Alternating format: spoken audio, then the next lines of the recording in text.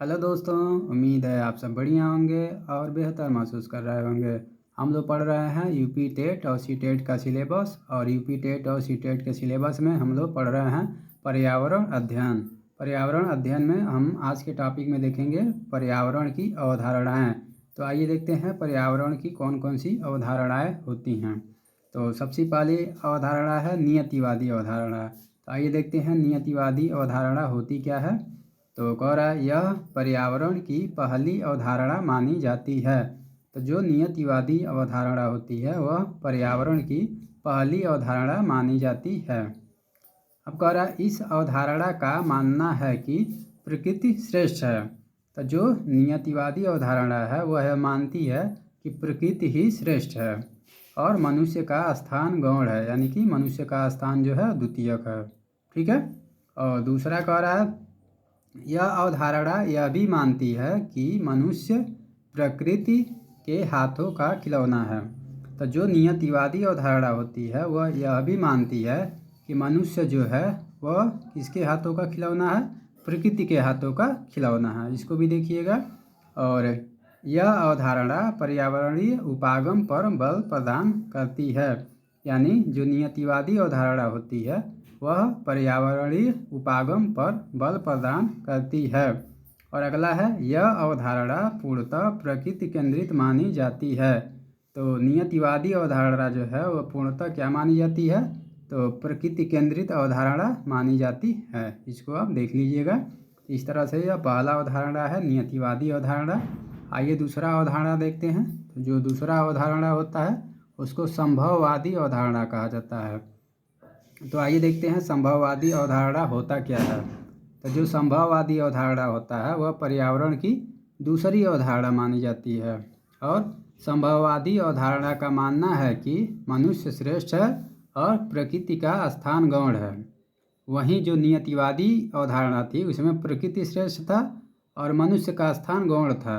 और इसमें जो संभववादी अवधारणा है उसमें मनुष्य श्रेष्ठ है और प्रकृति का दूसरा स्थान, अर्थात नियतिवादी अवधारणा और संभववादी अवधारणा एक दूसरे के अपोजिट हैं। अब कह रहा है इस अवधारणा का मानना है कि मनुष्य परिवर्तनशील है और वह प्रकृति के प्रत्येक पहलू में परिवर्तन कर सकता है। यानी जो संभववादी अवधारणा है उसमें बताया गया है कि मनुष्य परिवर्तनशील है और वह प्रकृति के प्रत्येक पहलू में परिवर्तन कर सकता है। अब कह रहा है यह अवधारणा प्रयोगवाद व विज्ञानवाद पर बल प्रदान करती है, अर्थात जो संभववादी अवधारणा होती है वह प्रयोगवाद और विज्ञानवाद पर बल प्रदान करती है। और अगला कह रहा है कि संभववादी अवधारणा पूर्णतः मानव केंद्रित मानी जाती है। जहाँ नियतिवादी अवधारणा प्रकृति केंद्रित मानी जा रही थी, वहीं जो संभववादी अवधारणा है पूर्णतः मानव केंद्रित मानी जाती है। ठीक है, इस चीज़ को भी आप हमेशा याद रखिएगा। अब जो अगला अवधारणा है वह है नियतिवादी अवधारणा। तो आइए देखते हैं नियतिवादी अवधारणा क्या है। नवनियतिवादी अवधारणा। तो नवनियतिवादी अवधारणा उपर्युक्त दोनों अवधारणाओं की श्रेष्ठता को अस्वीकार करती है, अर्थात जो नवनियतिवादी अवधारणा होती है वह दोनों अवधारणाओं की श्रेष्ठता को अस्वीकार करती है। अर्थात नवनियतिवादी अवधारणा प्रकृति व मनुष्य के बीच संतुलन स्थापित करती है। यह भी पूछ सकता है कि कौन सी अवधारणा प्रकृति और मनुष्य के बीच संतुलन स्थापित करती है, तो हम बताएंगे नवनियतिवादी अवधारणा। अब अगला कह रहा है इस अवधारणा का मानना है कि मनुष्य को प्रकृति में परिवर्तन करना चाहिए, परंतु प्रकृति पर नकारात्मक प्रभाव पड़ने पर मनुष्य को प्रकृति के अनुसार हो जाना चाहिए। ठीक है ना। तो जो नवनियतिवादी अवधारणा है वह यह बताता है कि मनुष्य को प्रकृति में परिवर्तन तो करना चाहिए, परंतु प्रकृति पर नकारात्मक प्रभाव पड़ने पर मनुष्य को प्रकृति के अनुसार हो जाना चाहिए। अब कह रहा है नवनियतिवादी अवधारणा सतत विकास एवं धारणीय विकास पर बल प्रदान करता है। तो जो नवनियतिवादी अवधारणा होता है वह सतत विकास या धारणीय विकास पर बल प्रदान करता है। और अगली अवधारणा है पारिस्थितिकी अवधारणा। तो आइए देखते हैं पारिस्थितिकी अवधारणा क्या होता है। तो पारिस्थितिकी अवधारणा ने प्रकृति को श्रेष्ठ माना है, परंतु मनुष्य को प्रकृति का ही एक अंग माना है। तो जो पारिस्थितिकी अवधारणा है वह क्या की है, प्रकृति को श्रेष्ठ माना है, परंतु मनुष्य को प्रकृति का ही एक अंग माना है। और दूसरा कह रहा है, पारिस्थितिकी अवधारणा का मानना है कि मनुष्य को परिवर्तन का समस्त अवसर स्वयं प्रकृति प्रदान करती है। तो जो पारिस्थितिकी अवधारणा है वह यह भी मानती है कि मनुष्य को परिवर्तन का जो समस्त अवसर है वह स्वयं प्रकृति ही प्रदान करती है।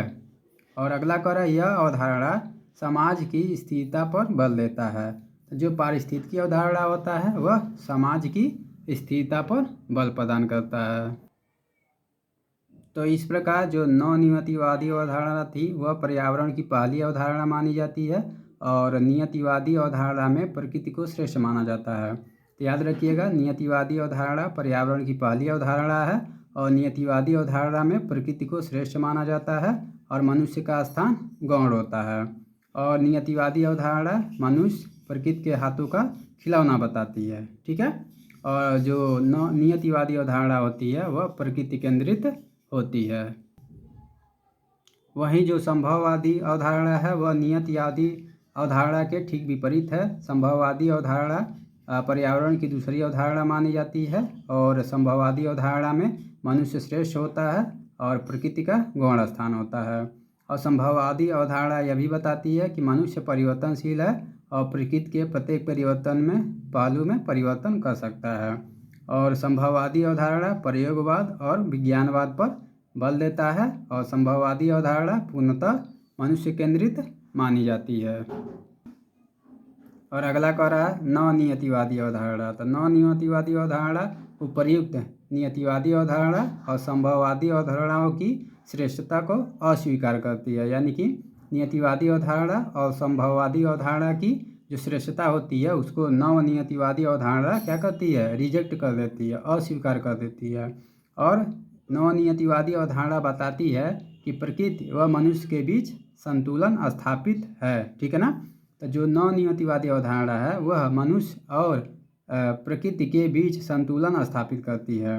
और नवनियतिवादी अवधारणा का मानना है कि मनुष्य को प्रकृति में परिवर्तन करना चाहिए, परंतु प्रकृति पर नकारात्मक प्रभाव पड़ने पर मनुष्य को प्रकृति के अनुसार हो जाना चाहिए।